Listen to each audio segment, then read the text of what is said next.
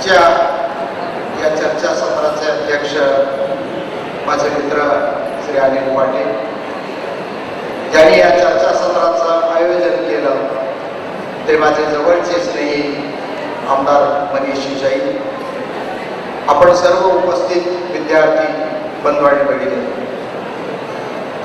शेती, पाणी आणि सहकार हा विषय मी तुमच्या पुढे मांडण्याचा प्रयत्न करणार आहे. तास दीड तासामध्ये MPSC आणि UPSC ला साधारणतः काय प्रकारचे प्रश्न विचारले जातात आणि त्याच्या अनुषंगाने त्या विषयाची मांडणी मी करणार आहे. गेली 16 वर्ष पुण्याच्या चाणक्य मंडलमध्ये आणि ज्ञानप्रबोधिनीमध्ये आणि पुणे विद्यापीठामध्ये मी हा विषय शिकवतोय.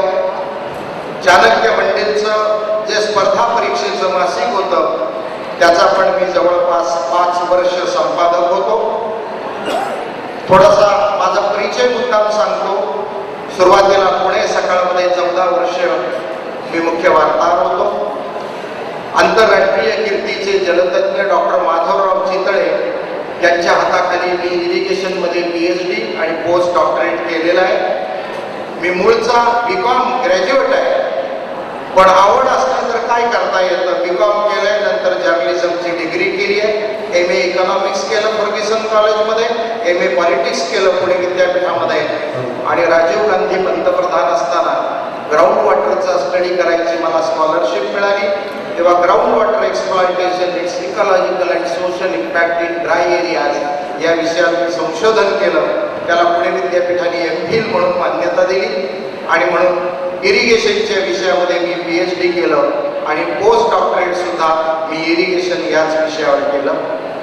10 पुस्तकं माझी प्रसिद्ध आहेत. शेती इसरायलची, राजकारण पाण्याचं, कृषी चिंतन, जलचिंतन, कृष्णा वॉटर डिस्प्यूट, ए कॉम्प्रेहेन्सिव्ह रिव्ह्यू, अशी वेगवेगळी, आणि कृषी भूषण, कृषी मित्र, उत्कृष्ट पत्रकारितेचा आचार्य यात्री पुरस्कार यासह जवळपास 24 पुरस्कार महाराष्ट्र आणि केंद्र सरकारचे मला मिळाले.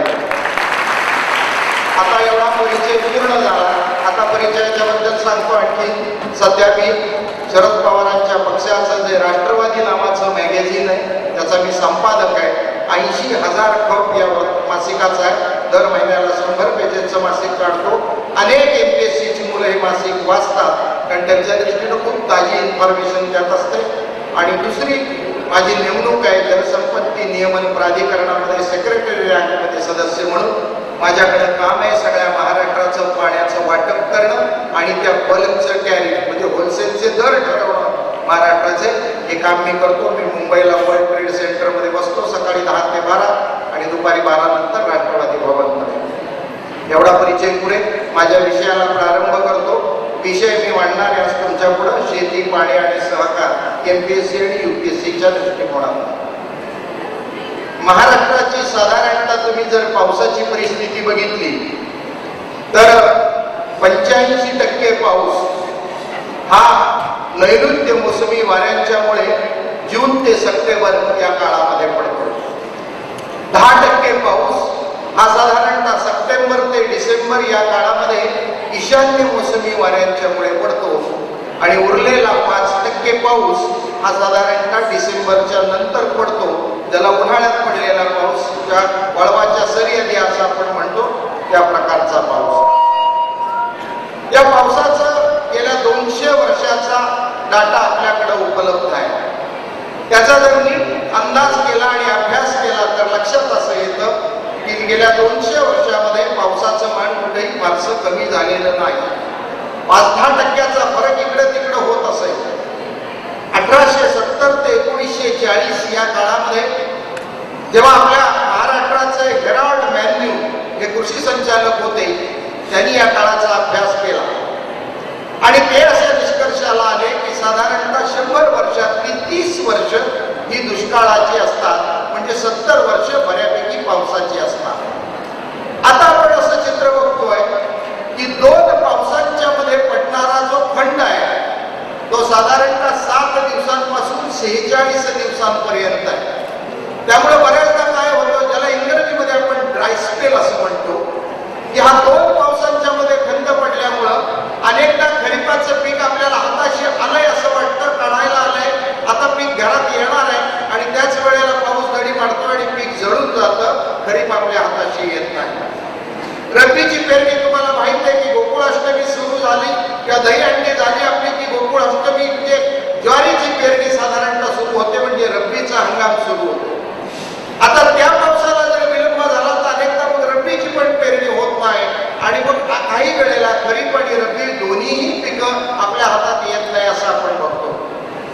निसर्ग हा कायम सख्या आईच्या भूमिकेत नसतो. तो कधी कधी सावत्र आईसारखा वागतो आणि तो जेव्हा सावत्र आईसारखा वागतो तेव्हा मग आपल्या डोळ्यातनं अश्रू यायला लागतात आणि मग आपल्याला त्या पावसाचं, त्या पाण्याचं महत्व कळायला लागतं. आम्हाला तसं पाण्याचं महत्व कळलं का? 5000 वर्षापूर्वी वरुण सूक्तानं सांगितलं, इमा हा पशिवतम, पाणी अत्यंत पवित्र आहे. इमा सर्वस्व भेसिजे, ते सर्वांची भरभराट करतं आणि इमा राष्ट्रस्य वर्धिनी, ते राष्ट्राला उन्नतीकडे नेतं. ज्या वरुण सूक्तानं 5000 वर्षापूर्वी पाण्याचं महत्व आम्हाला सांगितलं, ते आम्हाला किती कळलं आणि ते आम्ही आमच्या जीवनामध्ये किती उतरवलं? ते कळलं नाही, म्हणून आजची परिस्थिती निर्माण झालेली आहे. जगामध्ये जमीन, पाणी आणि लोकसंख्या यांचा त्रिकोण बसवणं अजून कुणालाही जमलेलं नाही. त्यामुळे आपल्याला सुद्धा सगळं एका क्षणात आज जमेल या भ्रमात राहण्याचं काही कारण नाही. कारण एखाद्या वर्षी पाऊस कमी पडणार आहे, एखाद्या वर्षी जास्त पडणार आहे. जमीन जरी स्थिर असली तरी पावसाच्या पाण्यावरती ती अवलंबून आहे. तुम्ही जर आपलं महाराष्ट्राची विभागणी बघितली साधारणतः तर 4 नदी खोऱ्याने आहे आपण महाराष्ट्राची विभागणी करतो. कृष्णा, गोदावरी, नर्मदा, तापी आणि कोकणातनं वाहणाऱ्या 22 पश्चिम वाहिनी नद्या, याप्रमाणे 5 खोऱ्याने आहे आपण महाराष्ट्राची विभागणी करतो. त्यात आपल्या असं लक्षात येतं की गोदावरीचा जो भाग आहे त्याच्यामध्ये लवादाने आपल्या पाणी वापरावरती बंधन घातलेलं आहे. तुम्हाला हे सगळ्यांना माहिती आहे की 1969 साली या सबंध कृष्णा गोदावरीच्या पाणी मंडपासाठी न्यायमूर्ती आर.एस. पछावत यांच्या अध्यक्षतेखाली एक लवाद नेमण्यात आलेला होता. या लवादानं 1973 साली अंतरिम निर्णय दिला, इंटेरियम अवॉर्ड ज्याला म्हणतात ते दिलं, आणि 76 साली फायनल निर्णय दिला, अंतिम अवॉर्ड दिलं. त्याच्यानंतर त्याच्यात त्यांनी महाराष्ट्रातल्या सबंध पाण्याचं, या नद्यांचं वाटप कसं करायचं याचं सूत्र घालून दिलेलं आहे. गोदावरीमध्ये महाराष्ट्राच्या वाट्याला आलं पाणी. तुम्ही लक्षात घ्या, गोदावरी उगम पावते त्र्यंबकेश्वरला. त्र्यंबकेश्वर पासून ती जायकवाडीच्या म्हणजे औरंगाबादच्या पैठणच्या धरणापर्यंत, जायकवाडीपर्यंत तिला पूर्ण पाणी वापरायला मुभा आहे. जेवढं पाणी उपलब्ध होईल तेवढं सगळं वापरता येईल. त्याच्यानंतरच्या मात्र पाणी वापरावरती नद्यांवरती बंधनं घातलेली आहे आणि साधारणतः 1800 TMC पाणी गोदावरीतलं महाराष्ट्राच्या वाट्याला त्यांनी लवादाने दिलेलं आहे. जेव्हा कृष्णेतलं पाणी साधारणतः 594 TMC महाराष्ट्राच्या वाट्याला दिलेलं होतं पछावतने. 31 मे 2000 पर्यंत त्याची मुदत होती, ती संपली. त्याच्यानंतर सुप्रीम कोर्टाचे जज न्यायमूर्ती ब्रिजेश कुमार यांच्या अध्यक्षतेखाली नवा आयोग नेमण्यात आला आणि त्या नवीन लवादानं 2010ला पाण्याचं वाटप केलंय. त्याच्यामध्ये 666 TMC पाणी आता त्याला उपलब्ध करून दिले महाराष्ट्राला. त्यांनी असं गृहीत धरलेलं आहे की 2578 TMC एवढं पाणी कृष्णेमध्ये उपलब्ध आहे. तुम्ही जर नीट गणित मांडलं, संबंध भारताचं चित्र समोर आणलं तर दरवर्षी पावसाच्या रूपानं या भारतातल्या नद्यातलं वाहून जाणारं पाणी 67,000 TMC एवढं आहे. TMC म्हणजे लक्षात घ्या, 1000 मिलियन क्युबिक फीट, 1000 दशलक्ष घनफूट म्हणजे 1 TMC. 1 TMC मध्ये 10,000 एकर जमीन भिजवण्याची क्षमता असते. आता या नद्यांमधलं पाणी जे जात आहे त्यातलं जर तुम्ही नीट बघितलं तर त्यातलं 20,000 TMC पाणी एकट्या ब्रह्मपुत्रा नदीमधनं वाहत जात आहे. 17,000 TMC पाणी गंगेमधनं वाहत जात आहे. 2,800 TMC पाणी गोदावरीमधनं वाहत जात आहे. वैतरणी आणि ब्राह्मणेमधनं वाहत जाणारं पाणी 1900 TMC आहे. कृष्णेमधनं वाहत जाणारं पाणी 2578 TMC आहे. कावेरीमधनं वाहणारं पाणी 950 TMC आहे. आणि या पद्धतीनं सगळं पाणी जेव्हा वाहून जातं खाली, त्यातलं फक्त 25 ते 30% पाणी आपण आतापर्यंत अडवू शकलेलो आहोत. बाकी सगळं पाणी आजही आमचं वाहून समुद्राला जात आहे. आज आम्ही असं सांगतो की आपल्याकडे अनेक पर्यावरणवादी उठतात, निदर्शनं करतात, आंदोलनं करतात, धरणं बांधू नका म्हणून सांगतात, मोठी धरणं. पण आपली परिस्थिती अशी आहे मित्र की आपला पडणारा पाऊस हा नेमका जून ते सप्टेंबर किंवा ऑक्टोबर, 15 ऑक्टोबरला साधारणतः आपला पावसाळा संपतो. म्हणजे 7 जून ते 15 ऑक्टोबर या काळात जर पडणारा पाऊस असेल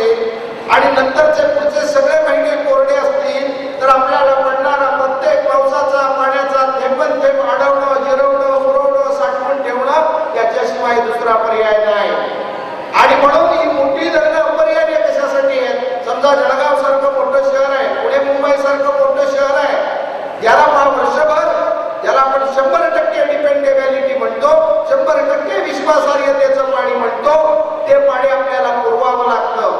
आणि शेवटी लोकांना पाणी दिल्याशिवाय आणि त्यांना जगवण्याशिवाय सिंचन वाढवून उपयोग काय? म्हणजे आधी लोकांना प्यायला पाणी उपलब्ध करून दिलं पाहिजे आणि मग त्यांना लागणारं पाणी 100% डिपेंडेबिलिटीचं जेव्हा लागतं तेव्हा त्याचा पाणी पुरवठा हा पाणलोट क्षेत्र विकासाच्या कार्यक्रमात होऊ शकत नाही. त्याच्यासाठी मोठी धरणं अपरिहार्य आहे. या देशामध्ये ब्रिटिशांनी मोठी धरणं बांधण्याचा कार्यक्रम हाती घेतला. तो इथं काही उत्पादक स्वरूपाचं काम व्हावं, इथं भरीव काम व्हावं असा काही उद्देश त्यांच्या मनामध्ये नव्हता. त्या काळामध्ये जे वारंवार दुष्काळ पडत होते, या दुष्काळात माणसं जगवायची कशी? त्यांच्या हाताला काहीतरी काम दिलं पाहिजे, त्यांना रोजगार उपलब्ध करून दिला पाहिजे, नाहीतर भुकेनं माणसं मेली तर जगात आपली नाचक्की होईल. या भावनेपोटी दुष्काळ पडला की तात्पुरते धरणांचं बांधकाम काढायचं, कालवे काढायचे, दुष्काळ संपला की कामं बंद करून टाकायची. या देशात उत्पादित होणारा कच्चा माल हा त्यांना परदेशात वाहून त्यांच्या देशात वाहून न्यायचा होता, तिथं तो पक्का करायचा होता आणि तो पक्का केलेला माल नंतर हिंदुस्थानभर आणि जगभर नेऊन विकायचा होता. ब्रिटिशांचं हे व्यापाराचं चातुर्य आणि साहस याच्यापासून आपण निश्चित काही बोध घेतला पाहिजे. इतिहासाची पुनरावृत्ती होते असं आपण म्हणतो, हिस्ट्री रिपीट्स असं नेहमी म्हटलं जातं. का होते? कारण इतिहासापासून काही बोध घ्यावा अशी आमची जीवनविजिगिषा नाही, अशी आमची वृत्ती नाही, अशी आमची भावना नाही आणि म्हणून ही पुनरावृत्ती होते. हा जर बोध आम्ही घेतला असता तर आज जी काय प्रगती झालेली दिसते त्याच्याही काकडभर पुढे जाण्याचं सामर्थ्य आमच्यामध्ये निर्माण झालं असतं. दुर्दैवाने आम्ही त्याच्यापासून बोध घेतलाच नाही. तुम्ही जर बघितलं असेल तर ब्रिटिशांनी डायरेक्ट मुंबई ते विदर्भामध्ये रेल्वे लाईन टाकली. कशासाठी टाकली? जो कापूस कच्चा माल पिकत होता, मग तो खानदेशात असेल, विदर्भात असेल, तो वाहून नेण्याकरता. तुम्ही जर कधी खानदेशचं गॅझेटियर वाचलं तर तुमच्या लक्षात येईल कर्नल वॉइड नावाचा कलेक्टर खानदेशचा होता. त्यांनी 1833 साली अमेरिकेतून पर्नाकोको आणि वेगवेगळ्या इजिप्शियन लांब धाग्याच्या कापसाच्या जाती आणल्या आणि त्या इथे आणून खानदेशामध्ये वाढवल्या. आणि त्या काळामध्ये 1833च्या सुमाराला जवळपास 1,00,000 रुपयांचा कापूस त्यांनी त्यावेळेला निर्यात केलेला आहे असं आपल्याला बघायला मिळतं.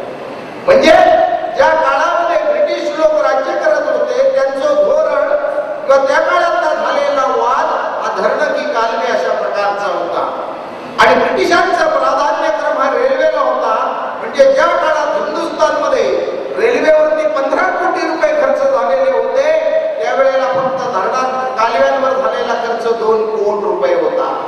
इतका कमी खर्च ते मुद्दाम करायचे किंवा जेणेकरून आपल्याला माल नेता आला पाहिजे. तुम्ही जर खानदेशचं वैभव वाचलं, गॅझेटियर जुनी वाचली, उत्तम प्रकारचं मलबरी मेहमली वस्त्र असं म्हणत होतं. लाल रंगाचं कापड ज्याला पैठणीसारखं वस्त्र असं आपण म्हणतो, कापडात ती पैठणी बसावी या प्रकारची वस्त्र धरणगावला बनत होती. आणि या बराणपूरच्या टाकसाळीमध्ये नाणी पडण्याचा मोठा उद्योग होता आणि नंदुरबारला जो फेटा बनत होता तो खरेदी करण्यासाठी लंडनमध्ये रांगा लागत होत्या. आणि संबंध खानदेशामध्ये पर्शियन आणि अरेबियन लोक हा कापडाच्या खरेदीसाठी येत होते. इतकी वैभव संपन्नता होती. भारत जगातला मोठा श्रीमंत त्या काळातला देश होता असं आपण म्हणतो किंवा महादेश होता. याचं कारण हे आहे की जगात व्यापाराच्या क्षेत्रामध्ये अत्यंत आपण अग्रेसर आणि नावाजलेले अशा प्रकारचे होतो. आणि ती ब्रिटिशांना हे नेमकं बरोबर बघवलं नाही आणि म्हणून त्यांनी ही सिस्टीम मोडण्याचा प्रयत्न केला. जगामध्ये 2 बायकांचा उल्लेख आदरानं देवी असा होतो. जून महिन्यामध्ये नॅचरली लँडस्लाइड झाला म्हणजे एक मोठा डोंगर कोसळला. काय क्षमतेचा डोंगर होता माहिती आहे? त्यावेळेच्या टाइम्स ऑफ इंडियात बातमी आली, 12 ओळीची, ती वाचून बघा. 2000 साली एक डोंगर कोसळला. 500 मीटरची खोल दरी होती ब्रह्मपुत्रेमध्ये. 500 मीटर उंचीचा, 2.5 किलोमीटर लांबीची आणि तळात 1.25 किलोमीटर रुंदी असलेली भिंत उभी राहिली. चित्र आणा तुम्ही नजरेसमोर. एवढी मोठी 500 मीटर उंची, 2.5 किलोमीटर लांब आणि तळात 1.25 बंदी. हे धरण बांधायचं ठरवलं असताना आपण 10-15 वर्ष लागली असते भिंत बांधायला. अवघ्या 8 मिनिटांमध्ये भिंत उभी राहिली. सगळं पाणी आणलं ब्रह्मपुत्रेचं. खाली भारतामध्ये ब्रह्मपुत्रा व्हायची बंद झाली. टाइम्स ऑफ इंडिया वर्तमानपत्र किती मोठं आहे, त्याच्या बातमीदारांनी 9 वाजताच बातमी दिली की चायनानं कोपऱ्यातलं पाणी वळवलं सगळं ब्रह्मपुत्रेचं आणि चीन देशामध्ये ते घेऊन गेले. आम्ही वर्तमान पत्रकार देखील अनेकदा 9 वाजताच भाष्यकार बनलेलो आहोत, त्याचा हा नमुना आहे. ते सगळं पाणी देत आहे. 2 महिने चीननं ती भिंत फोडायचा प्रयत्न केला, त्यांच्याच्याने भिंत फुटली नाही. निसर्गाची ताकद आणि चमत्कार बघा. ऑगस्ट महिन्यामध्ये ते प्रेशरची भिंत फुटली आणि आपल्या अरुणाचल प्रदेशात 175 मीटर उंचीचा पूर आला. कल्पना करा तुम्ही, पुराची उंची होती 175 मीटर. अरुणाचलचं सगळं इन्फ्रास्ट्रक्चर वाहून गेलं आणि मग अरुणाचलला वाटलं आपण देश म्हणून अस्तित्वात राहू शकू की नाही आता. आणि असे जर सारखे वारंवार पूर यायला लागले तर आपलं राहणं अवघड आहे. तसं 10-20 वर्षानंतर बांगलादेश नावाचा देश अस्तित्वात होता. हे आपल्याला इतिहास किंवा भूगोलाच्या पुस्तकात शिकवावं लागणार आहे मुलांना, कारण बांगलादेश दिवसेंदिवस समुद्राच्या पाण्याखाली खचत चाललेला आहे. जर त्यांनी वेळीच व्यवस्था केली नाही तर सगळा देश समुद्राच्या खाली बुडणार आहे. तीच अवस्था अरुणाचलची होती की काय अशी भीती आपल्याला त्याला वाटायला लागली. आणि मग त्यांनी आपल्या केंद्र सरकारला धरण बांधायला परवानगी दिली आणि देशातलं सगळ्यात मोठं 570 TMCचं धरण आपण आता अरुणाचलमध्ये बांधणार आहे. आणि त्याच वेळेला लक्षात आलं की त्या दरीमध्ये 80,000 मेगावॅट हायड्रो पॉवर तयार करण्याची क्षमता आहे. एवढं मोठं पोटेन्शियल हे लक्षात घ्या. 84,000 मेगावॅट भारताचं पोटेन्शियल होतं. या एका दरीमध्ये 80,000 मेगावॅट वीज तयार करण्याची क्षमता आहे.